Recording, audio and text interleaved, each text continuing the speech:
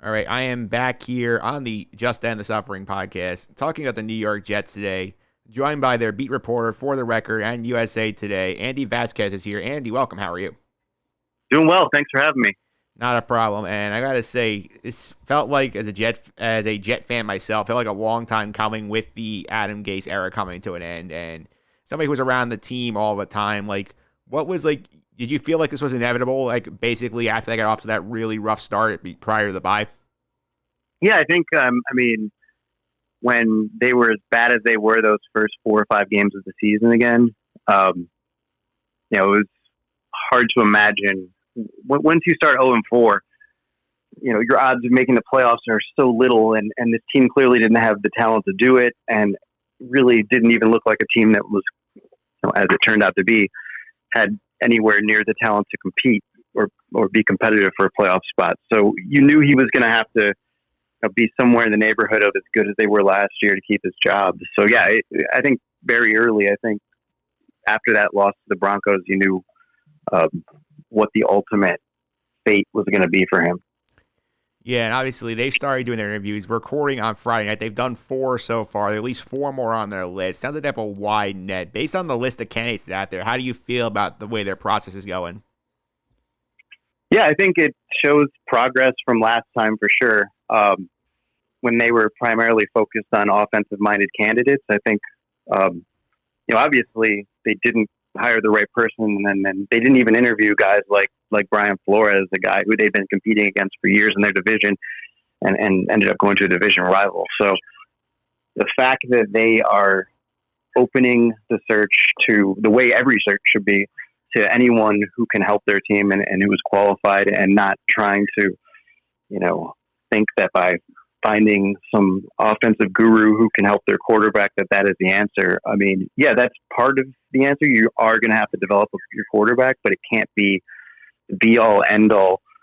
There's a lot more that goes into being a good coach than being just being a good tactical mind. And I think that's something that a lot of people miss on Gase. Like, he does have some good ideas. He does have some capabilities, but he wasn't able to ever, make the adjustments well enough, as Jets fans saw many times in games. And he wasn't able to, really that's what it was about. He wasn't able to ever make the adjustments during games. And he wasn't able to make the adjustments he needed to make to his offense to best fit Sam Darnold and the talent around him. And that's what made Adam Gase a bad coach, not the stuff that people didn't like the way he acted in news conferences, or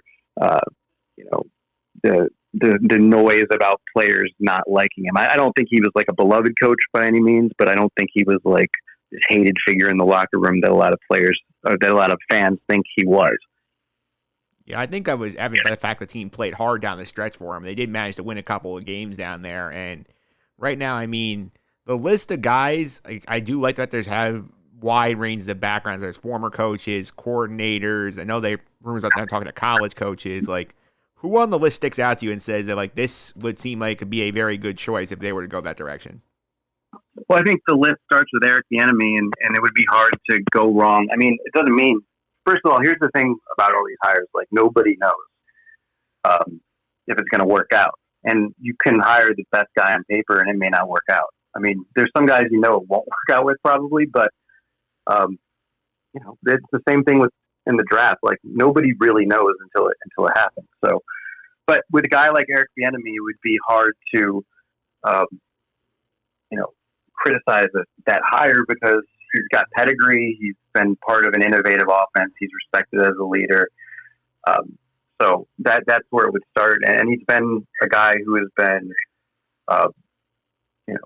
interviewed for jobs now for the last 3 cycles. The Jets interviewed him 2 years ago when they hired Adam Gase. So imagine how good Gase's interview must have been just to land that job against some of the guys he was up against. You can be deceived by interviews. There's so many factors that go into this. So who knows? But yeah, I think Eric Bieniemy is where you start. I think Robert Saleh, who interviewed with the Jets on Friday, is another guy who definitely has the total package in terms of charisma, leadership, has run a defense that has been one of the best in the league for the last 4 seasons. Steadily has been a big part of San Francisco improving during the time that he's been there. And this is a guy, most importantly to me, who has shown that he can overcome adversity within his unit, which if you look at these last two Jets coaches, that has been their downfall. Like when things got bad for Todd Bowles, when Adam Gase dealt with difficult situations, their teams never had an answer in games that mattered or in stretches of the season that mattered.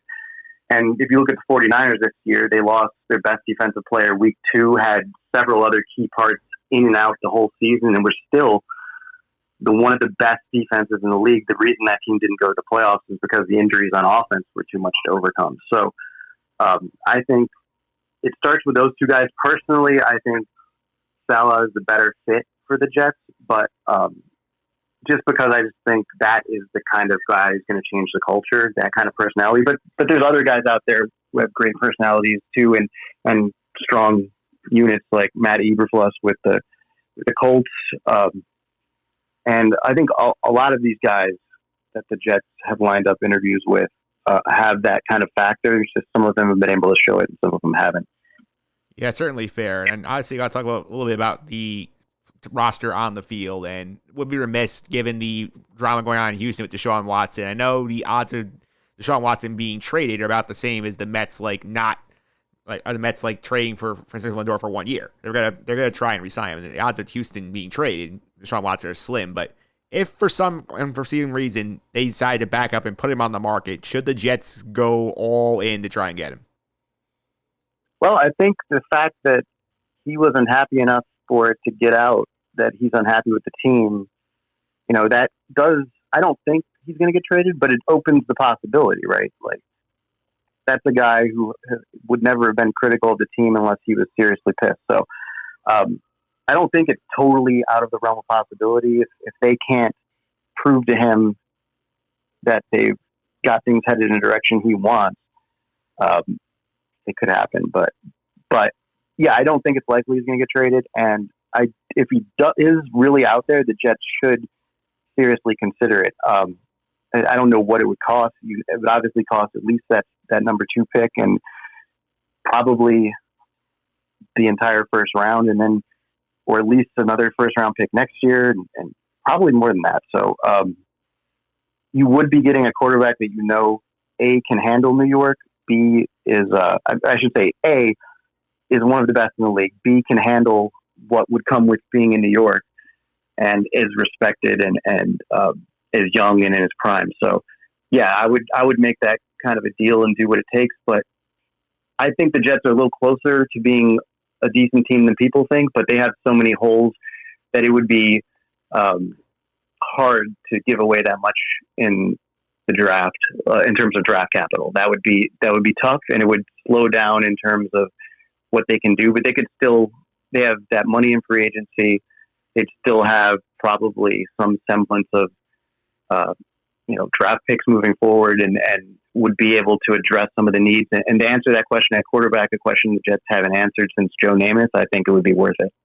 Yeah, I also agree with your point that they're not as bad as people think they are. Now, the record is 2-14, but you watch the games they played this year, and the kinds of games they gave up at certain points here, with the Denver game, this first New England game, the game against the Raiders. I feel like going into the year, I thought this team would be a 6-win team, and that if you add those 3 to the 2 that they did pick up, you say that's 5 wins right there. I think easily could have happened.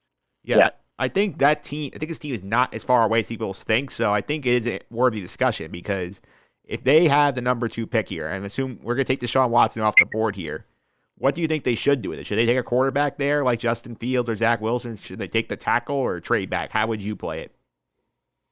Well, it's hard for me to say how I would play it, because it depends on the evaluations that they make. They have to stay true to those. So if they think that one of these 2 quarterbacks, you're guessing they're choosing between Wilson, Fields, and Lawrence on that incredibly low chance that he would have fallen. They think, obviously, if Lawrence falls, it's not a tough decision. But if they think that one of the other 2 guys is good enough is going to be better than Darnold, and it would be, you have to think that if they like one of these quarterbacks, they think he's going to be better than Darnold, because Obviously, Darnold hasn't done much.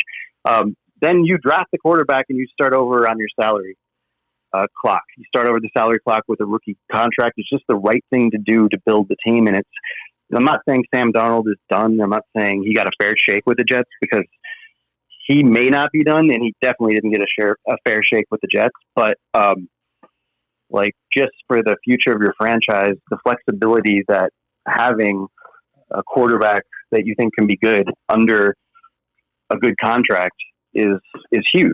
And that's why all these teams talk about trying to, maximize the rookie window when they have a quarterback like Watson, who shows what they can do, because it's huge for the team to not have to be paying $30 million for a quarterback. So, yeah, if they think that one of these quarterbacks is better than Sam Darnold, it's really not, and has the ceiling to be better than Sam Darnold, it's really not a decision.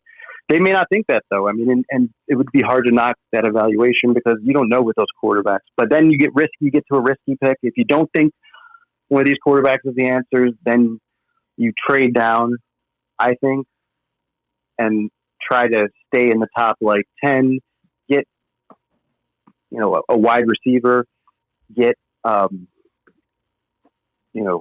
edge rusher, something like that. Find one of these guys. I mean, obviously the receivers that we saw at Alabama in the national championship semifinal. I don't know why there's too much going on with all this coaching search. I've moved on from the draft to coaching search, so their names are escaping me. But Devontae Smith, I think, and yep. Especially him, the performance that he had. Imagine if the Jets were to put that with Sam Darnold, and then you draft a quarterback late in the first round of 26, maybe, that you think maybe a Mac. Why am I forgetting his name? It's Mac Brown, right? With Alabama. Mac Jones. Yeah, Mac Jones. Sorry. So maybe he's there at 26, 27, where they're going to be picking depending on where Seattle finishes in the playoffs, or maybe he's at there early in the second round.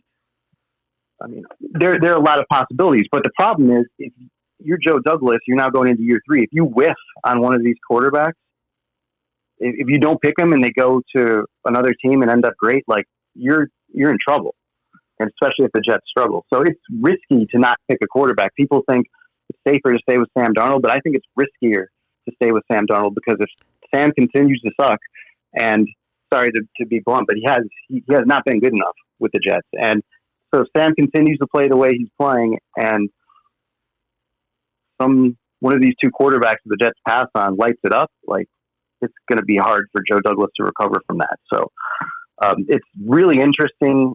It's a really interesting choice. Maybe they keep Sam to compete for a job. I mean, I don't know what you do, but if you do think that one of these quarterbacks is better, it should not be a difficult decision. That's why they pay Joe Douglas the big bucks. He has to figure that out for the Jets. And he also is going to have a lot of cap room in free agency. I think they don't have many free agents they really want to bring back. Marcus May is probably top of that list. But considering the way the market is playing out for them, and the fact that the cap's going down, I feel like they're at a huge advantage to get kind of guys on this team to help fill areas of need that would not normally hit the market, because teams are going to be less flexible to keep whoever they want. So I think that the fact that, I don't know if you agree with me on this, the fact that they'll probably be able to land an edge rusher in free agency they wouldn't be able to get before, add a receiver, stuff like that. How do you feel about their chances in free agency? Yeah, I think look, Douglas got a lot of criticism for some of the moves he didn't make last offseason. He really did he made some mistakes that I think cost the team, but especially letting Robbie Anderson go. But also, this is the right year to have cap space, because of what you just said. With less cap, other teams are not going to be as aggressive. The Jets are going to have less competition. They'll be able to overpay players relative to other teams, but not really be overpaying them potentially in terms of market value for long term. So, yeah, it's a good situation for them to get some guys in here who can really help, and to have a leg up in free agency, even though they are not necessarily the most desirable destination for various reasons. Having this extra money allows them to overpay players, and as we know, it doesn't. C.J. Mosley came to the Jets because they paid him the most money, not because they were the best fit. I'm sure he thought it could work, but you know what I mean? So you can get obviously hasn't worked out with Mosley, but you can get pretty much anybody if you overpay them. So, yeah, it's a good situation for the Jets. And then going back to what I said in terms of, them not being that far away, I'm not saying that the roster is anywhere near where it needs to be in terms of talent and depth. And then that's a huge issue. And that's part of the reason why this team was so bad this year. But they have building blocks and real talent in the right spots. They have, a guy who can anchor the rebuilding of the offensive line in Mekhi Becton. And they have a guy who can anchor an already very good defensive line in Quinnen Williams. And now, once you start adding pieces to that, it's easier to make that leap. And the other underrated thing that Douglas did was that he brought in a bunch of guys this year who were not rather than overpaying an offensive lineman or whatever, he brought in a bunch of guys who probably aren't high quality starters. I don't think the offensive line was as much better as people thought it was this year, but some of these guys the Jets are going to be in a position to bring back like Van Roten, and he'd be a great backup. So now all of a sudden you have depth if they bring in one or two starting quality guys. And now you have maybe, Greg Van Roten as a backup and other guys who have had experience. Maybe you get to a point where George Fant is a backup or Alex Lewis as a backup. I mean, that's a good situation to be in if they bring in and they did that on the defensive line too, where now if they bring in, a star, they've got other guys who have experience can be rotated in. And now that's how you build depth. So while they didn't have the depth or the starting level talent, the way he set this up, they can make that leap quickly, and they can make it at the right positions by bringing in the right guys. And that's important. Like you could see this team have a really good offensive line next year and a really good defensive line with a few moves. And he's done the same thing at receiver. Like while it's not okay to go into this year with, Rashad Perriman is like your number one deep threat, a guy who always gets injured. But now if you bring back Perriman at a reasonable price, you bring back Crowder, you bring back Mims, who showed a lot, and you add, maybe let's say Juju, or you draft a receiver. Now this receiving core is pretty good. So they're not as far away, like I said, as people think. But also, he has to get, like, if you bring in you bring in a big money guy and you miss on him, then it doesn't help. You draft the wrong guy, then it doesn't help. You've got to get these signings right. And there are a lot of them to get right, including a position we didn't talk about, cornerback. That's one where they're not as close on the depth, and they've got to get multiple things right this offseason, or it could sabotage the entire year for the defense next year. Yeah, absolutely. I'm talking to Andy Vasquez of The Record USA Today about the Jets. The last question is about the owner, Christopher Johnson, who he said he's maintain a big role in the Jets even after Woody Johnson comes back from the UK in the next couple of months. And I know he's gotten a lot of heat from the fans because he was loyal to Adam Gase to a fault, it seemed like, and people saying, he doesn't know what he's doing. I did see an interesting tweet from a fellow Jet beat reporter, Brian Costello. He said that he thinks the problem with Christopher Johnson is that he seems to be too loyal to his guys and wants to trust the guys, and he's trusting the wrong people. Based on your interactions with Christopher Johnson, would you feel it's an accurate assessment? Yeah, it's tough to say. Yeah, I don't know. I've been around Christopher Johnson. I will tell you this: I like him personally. I like him a lot more than Woody personally. He's a personable guy. He's likable. If you had a conversation with him, you'd like him. I can see what you're saying about him being too loyal. I think I didn't see Brian's tweets, so it's hard for me to comment directly on it. But I'll just give you my opinion on some of the issues that he's run into. He probably, during the Adam Gase process, my interpretation of what happened is that he probably gave Mike Maccagnan. It's not what people think. It's not like as much that he was wowed by Gase. I'm sure he was impressed by Gase or whatever, but he probably gave Maccagnan too much authority over that process and didn't really question his decision. I think Mike Maccagnan didn't have to be talked into getting Adam Gase here. It's what he wanted. So And that goes to the fact that Christopher Johnson should have fired Mike Maccagnan, but instead of firing him, he let him have the biggest say in his coaching search. So I think the fact that, and then Adam Gase was able to kind of, convince Christopher Johnson into firing Maccagnan, which actually is going to be the best part of Adam Gase's legacy with the Jets, is that he, got Mike Maccagnan out of there, because obviously Mike Maccagnan wasn't doing well.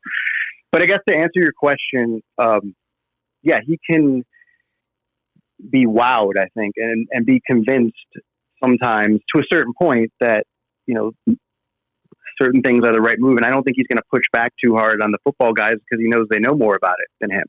And that's fine if you believe in the people if you've hired the right people, if you haven't. So it's really going to come down to Joe Douglas. Like, he's going to put his faith in Joe Douglas, but what he and the Johnsons need to be better at is realizing when they've made a mistake and cutting.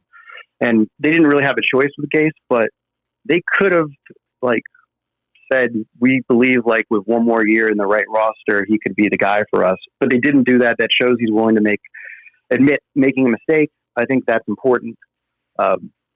And I would not worry about Christopher Johnson and Woody, whatever his role is when he comes back. I don't think they're going to meddle a ton. I think they have in the past, but I think now that's not as much of an issue. And the bigger issue I'd be concerned with is is he going to be able to recognize when something isn't right for the team and make the move? And it's going to depend on what personality is in here and all that. But yeah, that's the bigger concern. I don't think he's going to try to force them to do things that they don't want to do. All right, the football guy. Yeah. All right, there you have it. Andy Vasquez on the Jets. Andy, thanks for all the time. I really appreciate it. Before I let you go, how can people follow you on social media and keep up with your coverage of the team? Yeah, well, first of all, our website is northjersey.com, so please go there and try to subscribe. It helps us immensely, and it helps me if you subscribe after reading a Jets story, because then that shows that I'm bringing people to our site. So please do that if you get the chance. I think it's pretty reasonable. And then on Twitter, I'm at Andy_Vasquez. And by Andy Vasquez on Instagram, although it's been harder this year without as much in-person stuff. I haven't been posting on there as much as I should, but definitely follow me and appreciate you having me on again. No problem. Hopefully this year things will be better with the COVID situation. You'll be able to get more of that Instagram content, Andy. Thanks again. Thanks, man. I appreciate it.